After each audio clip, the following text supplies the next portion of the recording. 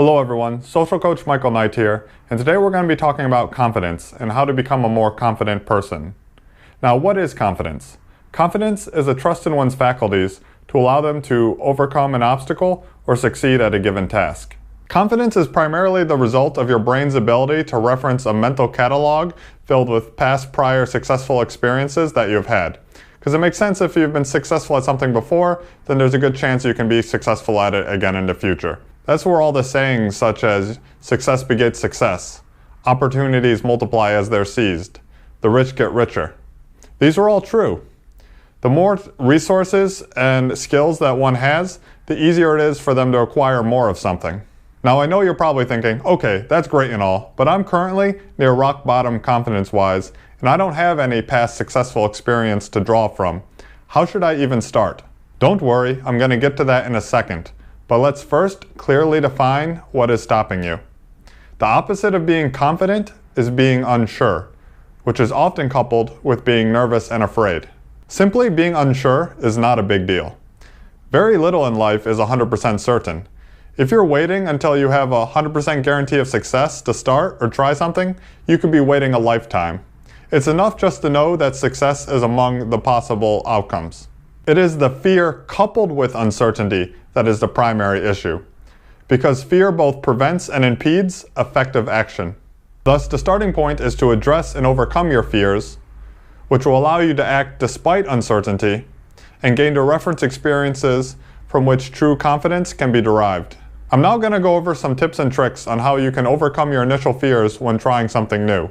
Now, in my work as a social coach, these initial fears normally involve starting conversation with strangers, asking someone for their number or out on a date, asking your boss for a raise, etc.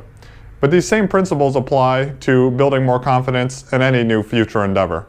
Fear of failure is the fear that a specific desired outcome will not be achieved.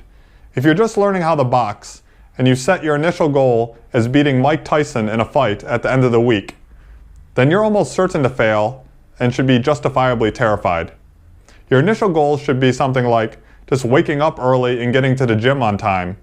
And from there, you should set small, progressive goals that are each a little bit more challenging and out of your comfort zone as you work towards your larger overall goal, and measure yourself initially against those smaller goals. And this is where having a really good coach comes into play, because a good coach knows how to measure your status and set those small initial goals. Early, small, achievable wins are super important when it comes to building initial momentum and creating sustainable progress. A mental hack is to redefine success as being a willingness to take action.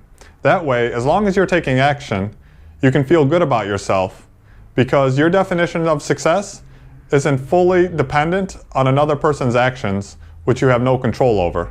You still need to be critical of yourself to the extent that you process feedback so that you can improve, but overall, you view individual setbacks not as failures, but as learning experiences. Another tip is to reevaluate the long-term lasting negative consequences of failure, aka the true risk. Tim Ferriss defines risk as the chance of an irreversibly negative outcome. That is, how much time and resources would it take for me to get back to where I started? This definition allows you to separate out inflated mental and often illogical fears from those of actual real risk. Often the actual risk of doing something is insignificant, and it's just our monkey brain and emotion blowing things out of proportion. Imagine that you were on a flight and you ended up hitting it off with the person that you were randomly sat next to. You found them very good looking, very intelligent, really funny. You were having a great conversation the whole time, even walked to baggage claim together to get your bags. And then there's that moment where you could simply ask for their number or ask if they're interested in doing something later in the city. But instead of doing it, you just say, oh, okay, well, have a nice day, have a good trip, bye-bye, and you part ways. What was the downside to asking for the number? There could have been either 1 second of awkwardness and you never see them again, or maybe they end up becoming your partner for life on the upside. Either way, if it's not the upside, the downside's the same. You never see them again. This is an example of asymmetric risk, where the potential downside is minuscule in comparison to the potential upside. This is a concept that's especially important when it comes to like finance and investing. And I made a whole video covering the topic that I recommend you check out, and I'll link to above here. A lot of social coaches try to remove their clients' fear through a process of desensitization, where they rapidly and repeatedly expose them to what they're afraid of.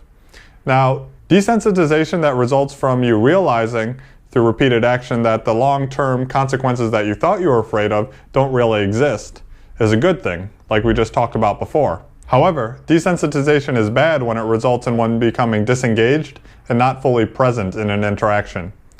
While you may then lack the negative traits of nervousness and fear, a lack of authenticity will make it harder to form connections with people.